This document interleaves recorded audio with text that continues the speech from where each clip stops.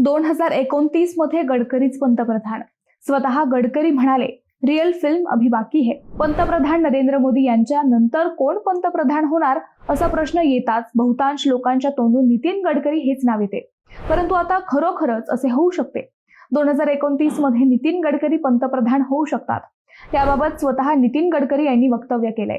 नागपुरातील प्रकट मुलाखतीत 2029 मध्ये तुम्ही कुठल्या भूमिकेत असाल असे विचारले असता गडकरी यांनी रिअल फिल्म अभी बाकी है असे वक्तव्य केलं. मागील 11 वर्षात जे पाहायला मिळाले ते केवळ एक न्यूज रील होते. खरी फिल्म अजून सुरू व्हायची आहे असं म्हणत पक्ष जबाबदारी देईल ती स्वीकारणार असल्याचे त्यांनी स्पष्ट केले. काँग्रेसच्या 60 वर्षाच्या काळात जेवढा विकास झाला नाही तो आमच्या काळात झाला, परंतु वाढत्या लोकसंख्येमुळे लोकांना विकास दिसत नसल्याचे गडकरी म्हणाले. आता त्यांच्या 2029 मध्ये रिअल फिल्म अभी बाकी है या वक्तव्यावरून मात्र चर्चेंना उधाण आले आहे. मंडळी, तुम्हाला गडकरी हे पंतप्रधान म्हणून पाहायला आवडतील का? तुमचं मत नक्की कमेंट करा.